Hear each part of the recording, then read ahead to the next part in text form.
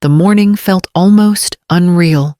Sunlight spilled through the stained glass windows of St. Ilara's chapel, casting soft colors over the white satin of Isla's gown. The faint tang of the sea drifted in from the harbor, mingling with the scent of fresh roses that lined the aisle. I adjusted the lace veil across her shoulders, my fingers lingering for a moment on the delicate fabric that had been in our family for 3 generations. "You look like your grandmother did on her wedding day," I told her, my voice softer than I intended. Isla smiled in the mirror, her eyes bright but brimming with nerves. The room was a whirl of quiet movements, hairpins clicking into place, makeup brushes sweeping over skin, the murmur of the photographer's voice as she arranged a few pre-ceremony shots. My phone buzzed in my clutch, and I excused myself, stepping into the side hallway to answer. The air there was cooler, quieter.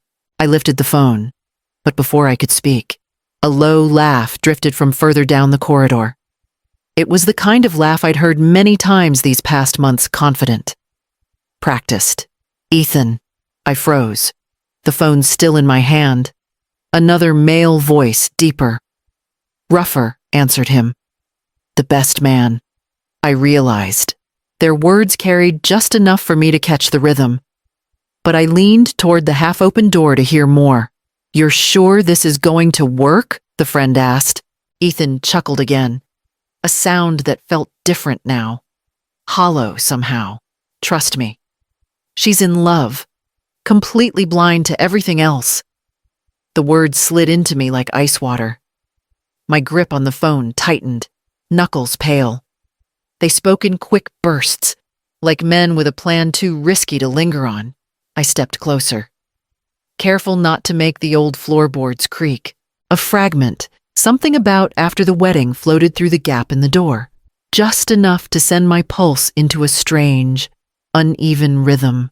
I stayed still, my ear near the frame, as their voices wove together in low, deliberate tones. "Once I get her to sign off on the paperwork." "It's smooth sailing," Ethan said, his voice carrying with a careless arrogance that made my stomach twist. "Her mother's got property all over the coast, plus a retirement account that could fund a small country. One step at a time, and it's all ours." The best man gave a low whistle. "And Isla. She's not going to suspect," Ethan laughed, a sharp, dismissive sound. "She's sweet, naive, thinks I'm her forever. She won't see a thing until I'm done." My nails dug into my palm. The scent of roses from the chapel suddenly felt cloying, suffocating, and the debts the friend pressed. Those Ethan's tone shifted, casual but tight around the edges. "Yeah, I've got them handled. For now. Once I move some assets around, those casino guys will be off my back." "Dangerous." "Sure, but if I don't clear it soon, they'll start making visits. This wedding fixes everything. Dangerous people, casino debts." I pressed myself against the cool plaster wall of the side corridor, fighting the sudden nausea clawing up my throat. Isla's laughter drifted faintly from the bridal suite down the hall light. Trusting, untouched by this ugliness. I wanted to storm in, drag him out by the collar, tell every guest in the pews exactly who he was. But the image of Isla in her gown stopped me. Her face if I shattered her day in front of 200 people. The headlines, the whispers. The door creaked, and I stepped back into shadow as Ethan and his friend walked past, their conversation dropping to a low murmur. I stayed still until the sound of their footsteps faded, my heart thudding like a warning drum. I took a deep breath, forced my shoulders down, and looked at my reflection in the glass of a framed nautical print on the wall. My expression was tight, unreadable. I adjusted it, softened my mouth, let my eyes settle into something resembling calm. When I re-entered the bridal suite, Isla looked up from her chair, cheeks flushed from the makeup artist's brush. Everything okay. Mom. I smiled and touched her shoulder lightly. Perfect. Everything's perfect. Inside. The decision had already been made. I would not ruin her day, not yet. But I would not let Ethan Ward win. The organ's first notes rolled through the chapel, deep and resonant, and Isla's arms slipped into mine. Her fingers trembled slightly. The way they did when she was a child about to step on stage for a recital. I squeezed her hand, steadying her. My own heartbeat steady by sheer force of will. The guests rose. A rustle of fabric and whispered admiration. At the far end of the aisle, Ethan stood waiting, polished in his tailored suit, smiling as though he'd just won the lottery, and in his mind, he had. His eyes met mine over the sea of faces. They didn't waver, didn't flicker, as though the words I'd overheard never existed. I walked Isla forward, the scent of roses and polished wood surrounding us. Each step was deliberate, the rhythm almost soothing. When we reached the altar, I placed her hand in Ethan's, watching the brief flicker of satisfaction in his eyes. The officiant's voice carried easily in the stillness. The words about love and trust felt like they were meant to taunt me, each one an echo of what Ethan was willing to counterfeit. I studied him as he recited his vows, shoulders set. Chin lifted, a slight tightening of his jaw on certain phrases. Every tell went into a quiet ledger in my mind. When it was Isla's turn, her voice was soft but sure. She looked at him with that open-hearted devotion that made my chest ache. I stood only feet away, smiling as though I shared her joy, while a different vow formed in my own thoughts. He would not get what he came for. The rings were exchanged, the kiss delivered, and applause rose around us. I clapped with the rest, the sound blending into the joyous noise. To anyone looking, I was simply the proud mother of the bride, welcoming a son-in-law with grace.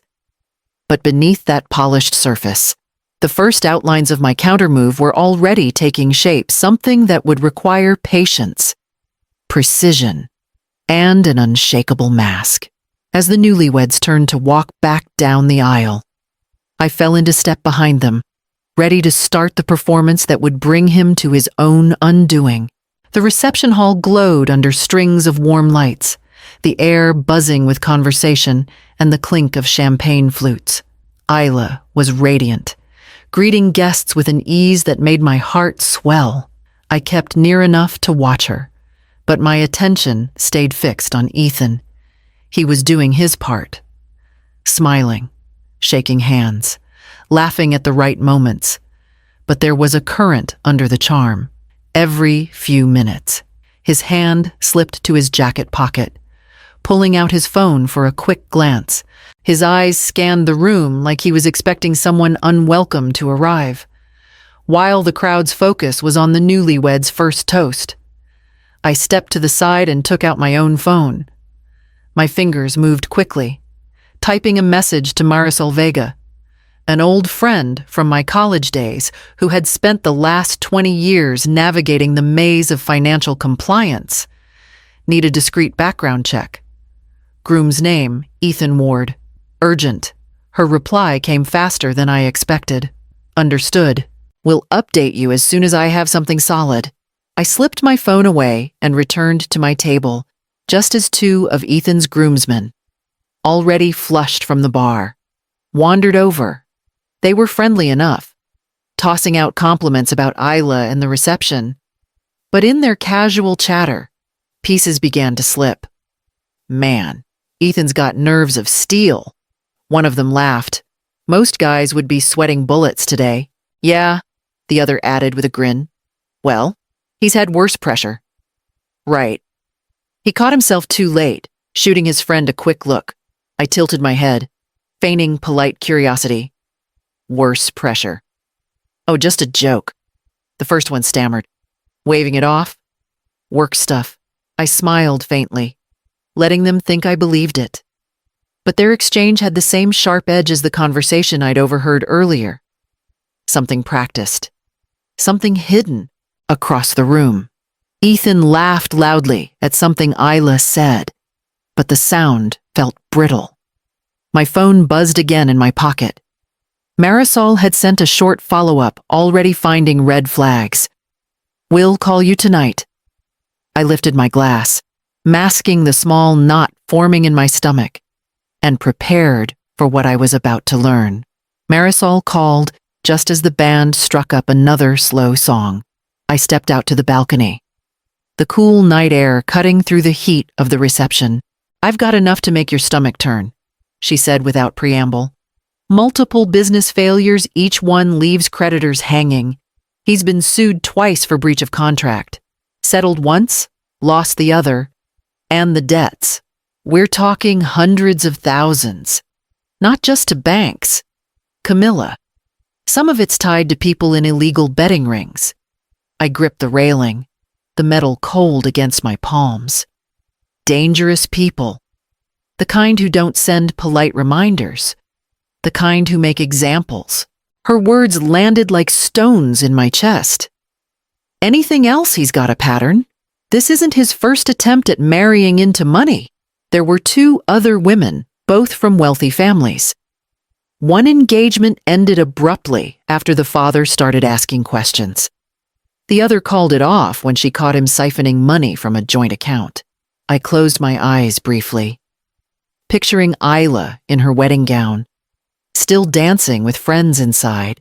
My outrage had burned hot for hours, but now it cooled into something sharper, more deliberate. "Thank you, Marisol. Keep this between us." "Of course." "What are you going to do? Make sure he never gets the chance to try this again." Ending the call, I stayed on the balcony a moment longer, letting the sea breeze steady me. Charging in now would only give him a chance to spin the story, to charm his way out. I needed to be certain, airtight, undeniable proof. And I needed to be patient. When I returned inside, Ethan was at the bar, his arm around Isla's shoulders, grinning like a man who believed he'd already won. He glanced my way, all warmth and easy confidence, as if nothing in the world could touch him. I smiled back, letting him see only the part of me he expected, the welcoming mother, the new ally. But behind that smile, the first pieces of a plan began to lock into place, each one designed to lead him exactly where I wanted him to go. I waited until the reception had thinned. When Isla was surrounded by her friends and Ethan was lingering near the dessert table, the music had softened. The crowd's energy mellowed, and it was the perfect moment to approach him without drawing attention. "Ethan," I said lightly, stepping beside him, "you've made quite an impression today. Isla's lucky." He smiled in that polished way of his. "I'm the lucky one. Mrs. Hartwell." "Camilla," I corrected. Tilting my head, I was thinking, "I know you're eager to be part of the family. If you'd like, there might be a way to show us you're serious." His eyebrows lifted just enough to signal interest. "I'm listening." I lowered my voice. "I have a few properties along the coast that I manage myself. Small things, leases, maintenance schedules, vendor payments. It's tedious at times. I could let you handle a few tasks. Consider it a way to earn my trust and get to know how we do things." He tried to hide the spark in his eyes, but I caught it. "That sounds like a great opportunity." "I'd be honored. I'd set up limited account access," I added smoothly, "so you could process small payments. Nothing major. Just enough to see how you handle it." "Of course," he said quickly, leaning in slightly. "I completely understand." I smiled as if pleased by his reasonableness. "We can go over the details after the honeymoon. I'd rather you and Isla enjoy your time first." "Absolutely," he agreed. though I could almost hear the calculations spinning in his head. Back inside, Isla waved at us from across the room. Oblivious to the quiet exchange, Ethan excused himself to join her, and I watched him slip seamlessly back into the role of devoted husband. In reality, the line had been cast, the bait placed perfectly.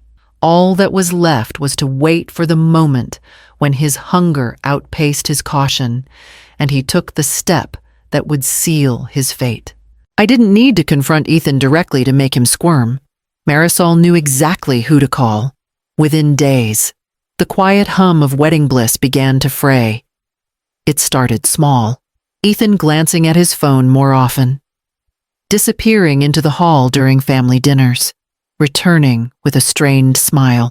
Then came the restless tapping of his foot under the table, the way his gaze would drift during conversations, as if scanning an invisible clock.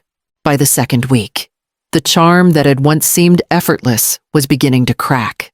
He snapped at a waiter in a restaurant when the bill took too long. He paced our living room while waiting for Isla to get ready, muttering under his breath. I caught him staring at the unopened envelopes on my desk as though they were gold bars. One evening, after Isla left to visit a friend, he lingered in the kitchen doorway.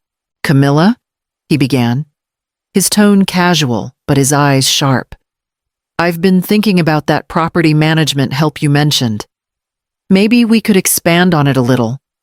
Give me access to a broader range of accounts just to make things smoother. I've got some business opportunities lined up, and timing is everything." I pretended to hesitate, setting my wine glass down with care. "That's a big step. Ethan, we've only just started this arrangement." "I know," he said quickly, "but this could really benefit the family.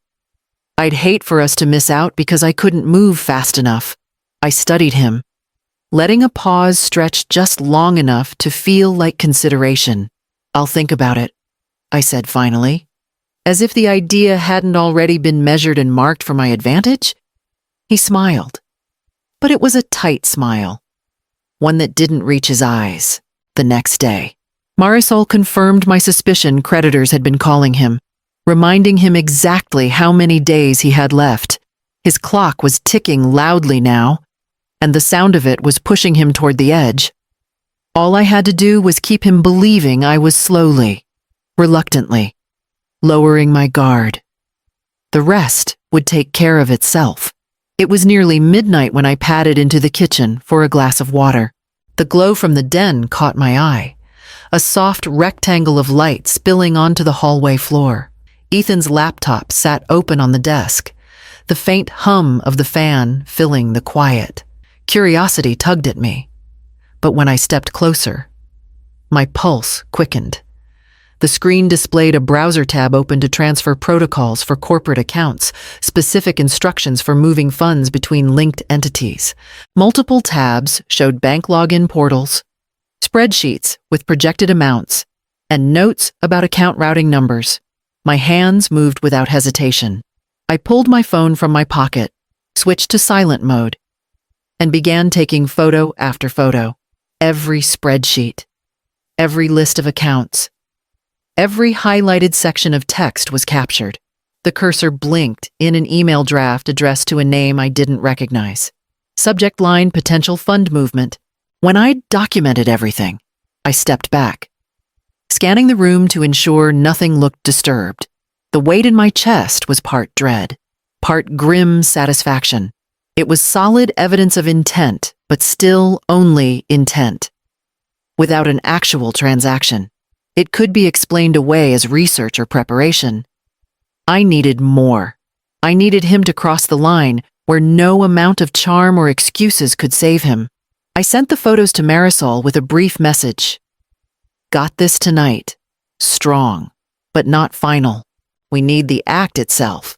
Her reply came seconds later. "Understood. He won't be able to deny this once he moves the money." I closed the laptop just enough to dim the screen, but left it exactly as I'd found it, resisting the urge to slam it shut.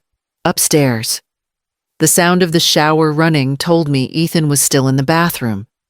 I returned to my room, slid my phone under the pillow, and lay still, the images replaying in my mind.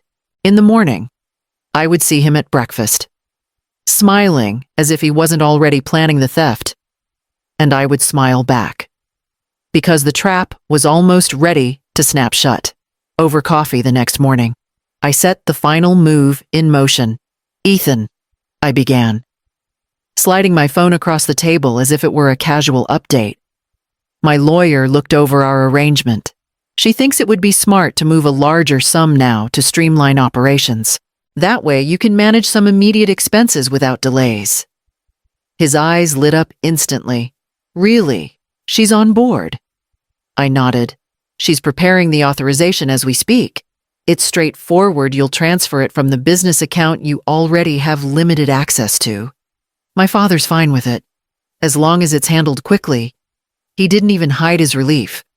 "I can do it this afternoon, by 2 o'clock. He was seated at my father's office desk, typing with the confidence of someone who believed the prize was in his hands. From a nearby conference room, Marisol monitored the transaction alongside 2 plainclothes officers and our family attorney. The numbers appeared on the screen, 6 figures, directed into his personal account.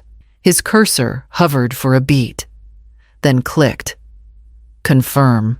Transfer complete," he murmured to himself, leaning back with a satisfied sigh. Less than an hour later, the officers entered the building. Ethan barely had time to stand before they identified themselves and presented the warrant. His expression shifted from confusion to outrage, then to a cold realization as they explained the charges: fraud, abuse of fiduciary power, attempted embezzlement. From the hallway, I watched him being led out in handcuffs. His polished mask shattered. There was no performance left in him now, only the face of a man who'd gambled everything and lost. I stepped aside, letting the door close behind them, and braced myself for the conversation I knew was coming with Isla. The weeks that followed moved in steady, deliberate strokes.